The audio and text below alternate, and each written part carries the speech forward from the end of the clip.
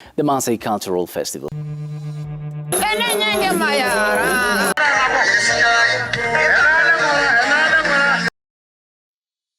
In the heart of East Africa, across the continent, amidst the timeless beauty of the savannah, lies a culture as vibrant as the land itself.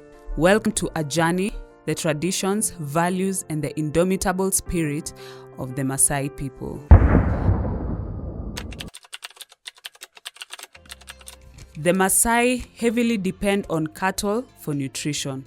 The traditional Maasai diet consists of 6 basic foods, which are milk, meat, fat, blood, honey, and tree barks.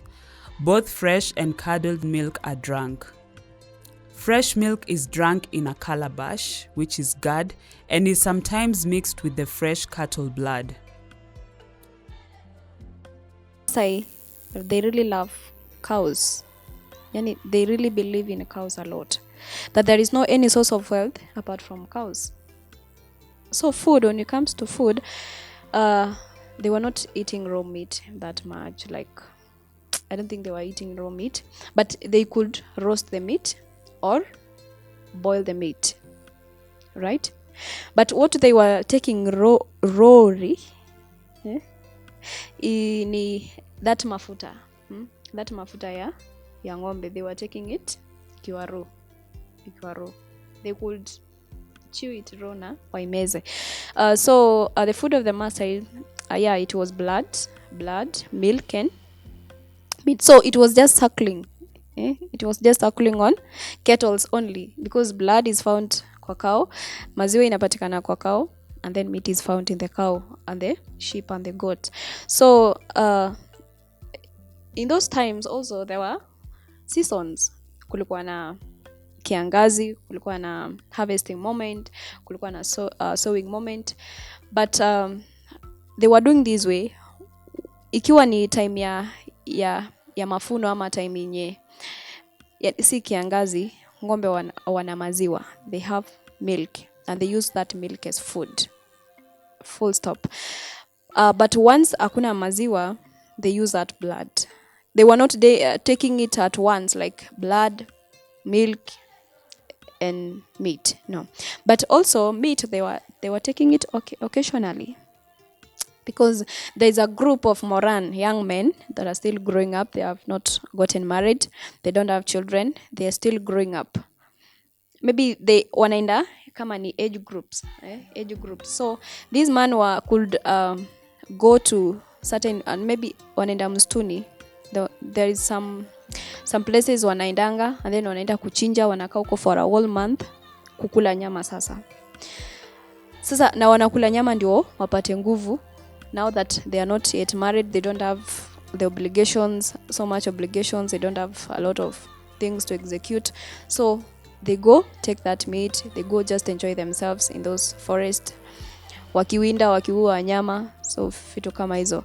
They used to go with the young ladies that are not yet gotten married. So especially that's the time that they were taking meat, or they were eating meat.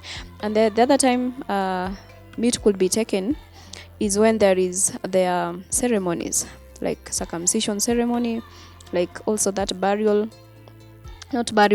death of someone, for example, the naming ceremony, or maybe that day of marriage. So that's when they used to take the meat.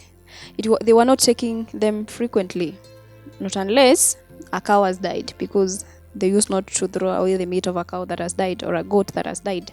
So that's how they were taking meat. But blood inakuja tu after maybe kiangazi imekuja, now that milk is not available. But another thing, blood was also taken when a man is circumcised. They were doing circumcision of ladies and men. So once you're circumcised, you are given that blood. You're given that blood after you have gotten circumcised, so that it gives you strength, and you'll be able to conquer that pain. Moving forward, Maasais have no funeral ceremonies. They only bury their chiefs as a sign of respect. For the rest, traditionally, They smear the body with fat and lay it in the bush for scavengers and predators such as hyenas or lions. Maasais believe that the burial of the dead is harmful to the soil, but this perception has changed to current century. In Maasai, what they were doing, first of all, they were not burying their dead. They were like, okay, when an old man dies, this man could be kept in a room. Like they believed that this man has been through a lot in that process of dying, so he has to rest for a maximum of 24 hours. So in that process of him resting, or the dead resting or the body resting, there was a slaughtering of the goat. After they slaughter the goat, now wanatumia mafuta ya the goat kumpaka yule ambaye amekufa kama ni mzee, right? Kama ni mzee. And then the following day they could throw away this man into the bush, and they will be monitoring if this man has been, or if this body has been taken by the animals or has been eaten by the wild animal. The following day, yes, they will go check if the body has been taken away or has been eaten by the animals. It is fine, they forget about it. But if the body is not eaten, they could slaughter another goat.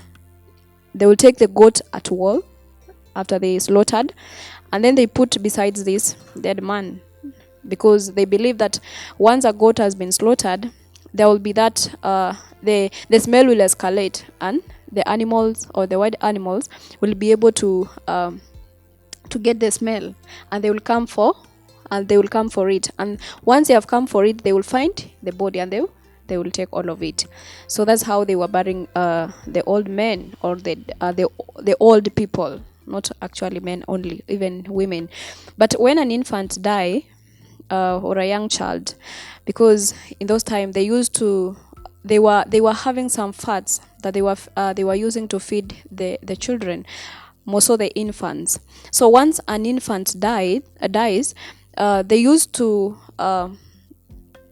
can I say, to smear that mafuta on their bodies, and then once it has died, it is being thrown away. Even if it has died this hour, 2 hours could not end with before they throw it away to the bush, so that wanyama waweze kumla. But also they will still monitor that body.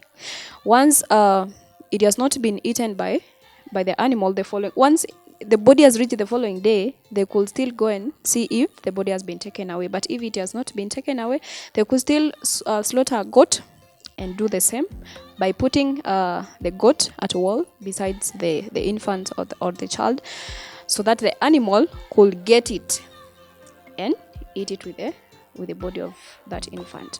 So that's how their burials were being conducted. The girls are married from the age of 12 to 20 years. They give cattle, goat, sheep, bedsheets, blankets, and cats as bride price.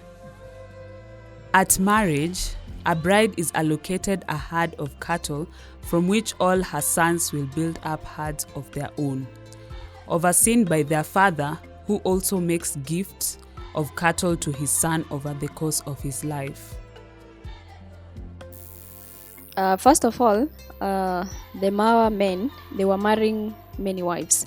Like you find a father or a husband has got maybe 5, 6, or even to 10 wives. But in these wives, once a wife has gotten married to this man, there is a portion of wealth that this woman will get. For example, cows, because obvious they are cows. They had only cows and sheep and goats. So once umeolewa, ukona mali yako already. They are put aside for you. So they belong to you. You're the one who is in charge of these kettles or this wealth already. So they were doing this. Once the man's wealth, or the man's the husband's cattle, they belong to the first son. Once the man dies, the mali inapewa the firstborn, the firstborn of the man. Remember, you know the firstborn of the man ni yule ambaye amezaliwa na mke wa kwanza. Haijalishi kwamba huyu mwingine ako na firstborn wake, mke wa kwanza, that is how the firstborn. But mali ya bibi or ya mama, all women, all their lastborn, their wealth belong to their lastborns. Yeah. So Lucky is the firstborn of the father because he will get the wealth of the father once the father has died. But the firstborn of the second wife, now that he's not the firstborn of the family, now new family wise, we are going now to the family wise, not the father and the mother, no, the whole family. Now if the son is the firstborn, now he's the one who shall be a beneficial of the father's wealth. But another mother, the mother now, the lastborn, ndio anachukua mali yake once they have died. So that's how they were giving out their inheritance to their sons, their children, but they're only sons because ladies, it was a sure bet. Once you're born as a lady or as a girl, your destiny is the other family. You must get married.